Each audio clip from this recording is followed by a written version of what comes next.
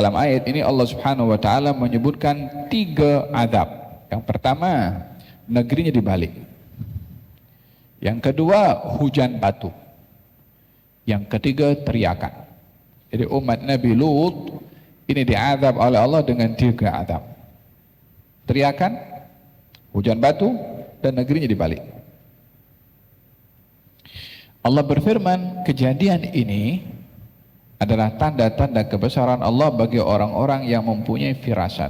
Al-mutawassimin, al-mutafarrisin. Apa itu firasat? Firasat ini, hadirin hadirat yang dirahmati oleh Allah Subhanahu wa taala, adalah kelebihan yang diberikan oleh Allah kepada seseorang disebabkan hatinya itu bersih.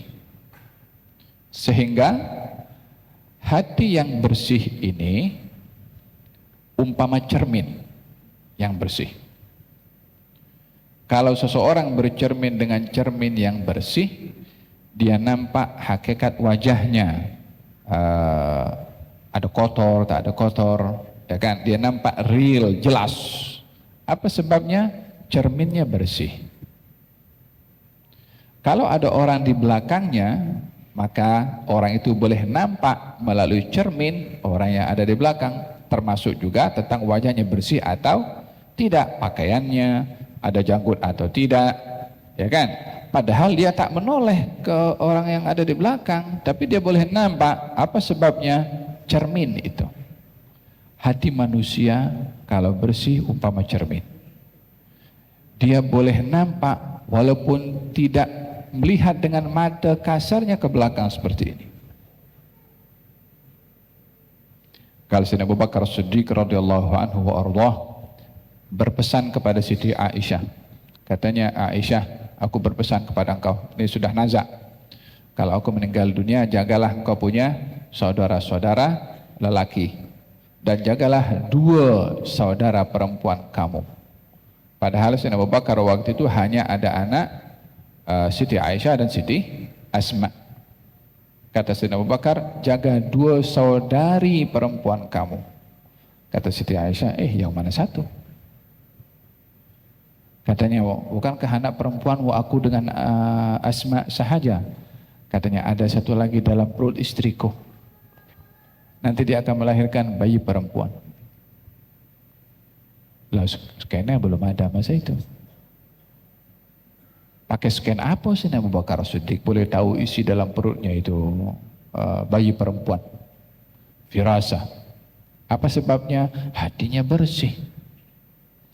Kalau Sayyidina Umar bin Khattab radhiyallahu anhu wa ardhah pagi-pagi bagi korma kepada para sahabat, tiba giliran Sayyidina Ali diberi korma 1. Kata Sayyidina Ali, tambahkan lagi korma untuk aku wahai Amirul Mukminin. Kata Sayyidina Umar mengatakan, kalau semalam dalam mimpi kamu Rasulullah memberikan lebih daripada 1 korma, aku bagi kepada kamu lebih daripada 1 korma. Semalam sebelum pergi ke masjid, Sayyidina Ali bermimpi Rasulullah memberi kepadanya 1 korma. Yang mimpi Sayyidina Ali, bangun daripada pergi ke masjid, belum cerita, belum apa semua, Sayyidina Umar bagi tahu kalau Rasulullah semalam dalam mimpimu bagi 2 korma, aku bagi kepada engkau 2 korma.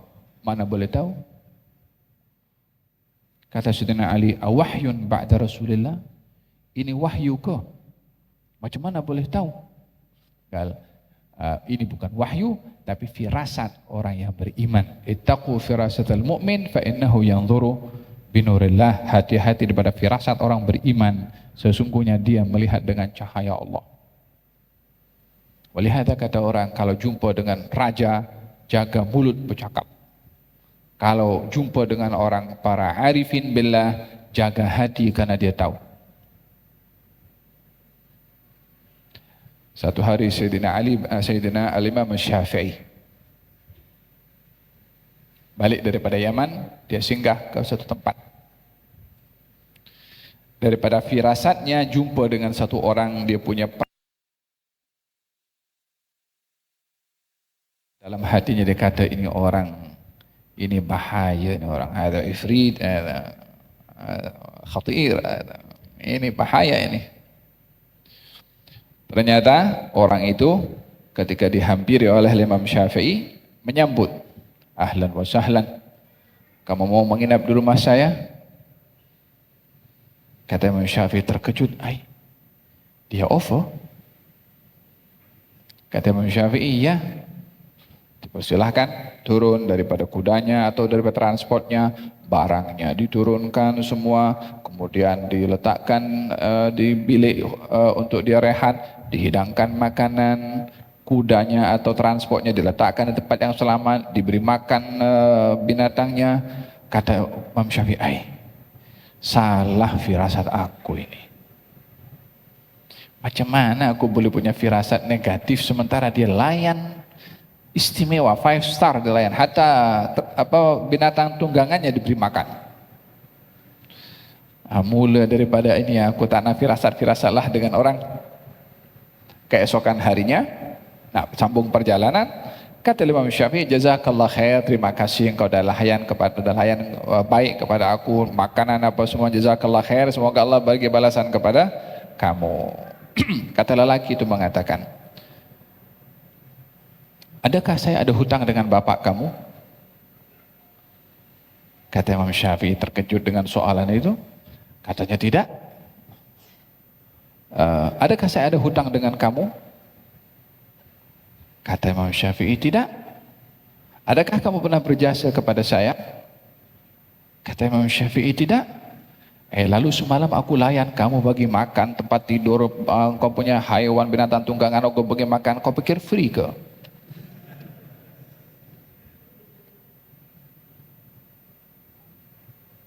Kata Imam Syafi'i, memang betullah aku punya firasat. Berapa semua? Bayar. Intinya firasat itu bila datang daripada seorang yang bertakwa, yang bersih hati, yang ada hubungan kuat dengan Allah, istiqamah dalam kebaikan, meninggalkan maksiatnya Allah, dia akan memberi kesan kepada hati untuk bersih sehingga dianugerahkan oleh Allah Subhanahu wa taala firasat yang baik. Walihada kata Sayyidina Umar bin Khattab berpesan kepada tentera-tenteranya, dak kau menghantarkan perang, gal ajaklah bermusyawarah daripada tentera-tentera yang taat. Karena mereka yang taat hatinya bersih, pendapatnya itu berdasarkan dengan hati yang bersih yang tidak lepas daripada ilham dari Allah Subhanahu wa taala. Pasti benar. Fahim dong? Walihada bila ingin melantik orang menjadi penasehat, lantiklah orang yang bertakwa. Karena nasihatnya itu cerminan daripada isi hatinya yang bersih. Dalam ayat ini Allah berfirman, inna fi dzalika laayatin lil mutawassimin. Kejadian-kejadian adab tadi tanda-tanda kebesaran Allah bagi orang yang mempunyai firasat. Maksudnya orang yang mahu berfikir untuk membersihkan hatinya, untuk diberi ilham oleh Allah supaya mengenali kebesaran Allah melalui kejadian-kejadian daripada umat-umat yang terdahulu.